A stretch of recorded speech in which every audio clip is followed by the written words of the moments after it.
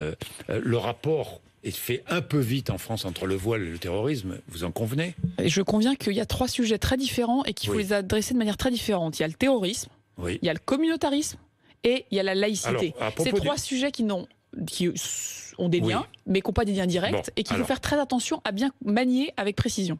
Alors le communautarisme, juste une question, faut-il interdire les listes d'union des démocrates musulmans français au municipal, qui sont des listes dites communautaristes? Je vais vous répondre deux choses.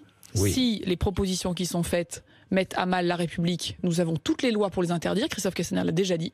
Et donc, si quelqu'un, mais c'est la loi, enfin, si vous, si moi, disons des choses qui sont contraires à la République, on est suspendu, on est interdit, on peut même condamner, et puis on va en prison. C'est le principe de notre loi. Ensuite, sur le plan politique, la bataille, elle n'est pas juridique, elle est politique.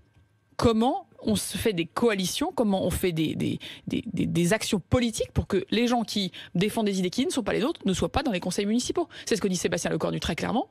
Il dit c'est par le Front républicain et par la mobilisation citoyenne qu'on combattra les idées qui ne nous conviennent pas. Si c'est contre la République, c'est condamné. Si c'est des idées qui ne nous conviennent pas, on les combat politiquement. J'ai lu Bruno Retailleau qui dit que le voile est un étendard pour un islam politique conquérant. Vous êtes d'accord ou pas? Moi, je pense qu'il faut. Non, mais est-ce que vous êtes d'accord avec cette phrase, cette analyse, cette remarque? En fait, je ne suis pas d'accord avec les grandes phrases. Oui. Moi, j'ai été élu dans une circonscription au sud de Paris, où il y a une mosquée, où les gens vivent ensemble, où il y a des dérives qu'il faut condamner, où on travaille avec les renseignements territoriaux quand il y a des dérives communautaristes, et donc on travaille concrètement. Moi, je préfère qu'on soit dans le concret. Ce que je vous dis, c'est que on a le droit en France de croire et de ne pas croire. On a le droit en France de porter le voile.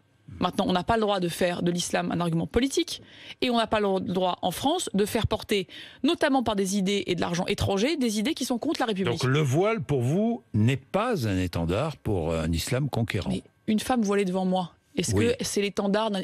Non. Maintenant, est-ce que si certains en font un outil politique, il faut qu'on combatte ceux qui en font un outil politique? Oui.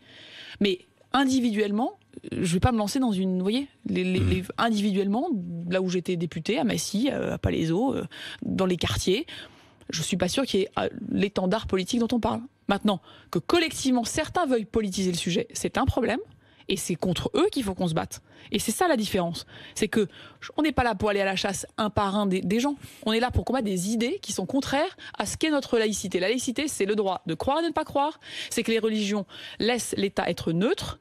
Et c'est le fait que, dans l'espace public, on n'est pas là pour faire de la religion un outil politique. C'est ça, au fond.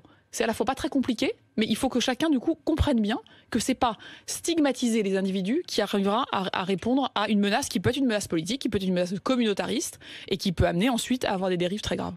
Merci Amélie de Montchalin, il est 8h50.